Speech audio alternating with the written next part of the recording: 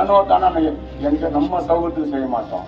உங்களெல்லாம் கேட்டு உங்களுக்கு இடையூறு இல்லாம உங்களுக்கு பயன்படுற மாதிரி இது செய்தி தரப்படும் என கூறி நன்றி. உங்களுடைய பொன்னான வாக்குகளை ரெட்டலைக்கு அளித்து வெற்றி பெற செய்யுமாறு கேட்கிறேன். நன்றி. ராணிப்பேட்டை மாவட்டம் ஆற்காடு பகுதியில் அதிமுக வேட்பாளர் SM சுகுமார் வீதி வீதியாக சென்று கட்சியின் தேர்தல் அறிக்கைகளை வழங்கி வாக்கு சேகரிப்பில் ஈடுபட்டார். ஆட்சி அமைந்ததும் நகராட்சியில் நிலவும் போக்குவரத்து நெரிசல், கால்வாய் சீரமைக்கப்படுவதோடு மாவட்ட அருங்காட்சியகம் அமைக்கப்படும் என வாக்குறுதி அளித்தார். பொதுமக்களின் ஆலோசனையை கேட்டு பயன்பெறும் வகையில் செயல்படுவேன் எனவும் சுகுமார் வாக்குறுதி அளித்தார்.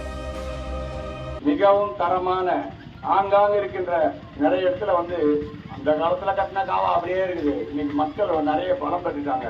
அதுக்கு உண்டான அகலப்படுத்தி அதை முறையா அந்த தண்ணியை போறதுக்கு வழிபடுத்தல.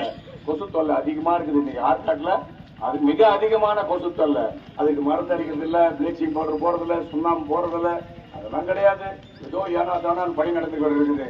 அந்த விதத்திலே அனைத்து இந்திய அண்ணா திராவிட முன்னேற்ற கழகத்துடைய தேசிய ஜனநாயக ஆட்சி அமைந்தவுடன் இதெல்லாம் சீரமைக்கப்படும். இங்கே ஒரு அருங்காட்சியகம் இருக்குது. நீண்ட நாள் கோரிக்கை.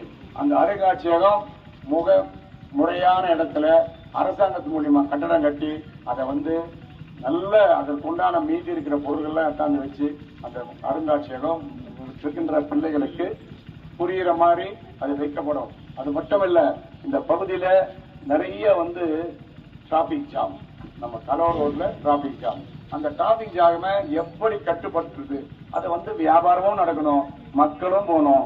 2 வீலர் போற மாதிரி இல்ல, ஒரு 4 வீலர் போற மாதிரி இந்த காவாவெல்லாம் முறையா வச்சு அது மேல ஒரு ஸ்லாப் போட்டு அது மேல 2 வீலர் போனா இவ்வளவு அகலம் இருக்குது. இந்த அகலத்து மேல அழகா இது மேல ஸ்லாப் போட்டு பண்ணிட்டு ஒரு 2 வீலர்லாம் அங்க விடு. அப்போ அந்த கலர் ரோடு டிராபிக் இல்லாத இருக்கும். இது ஒரு பாண்டிச்சேரி மாதிரி இருக்கும். இதையெல்லாம் முறைப்படி செய்யப்படும்.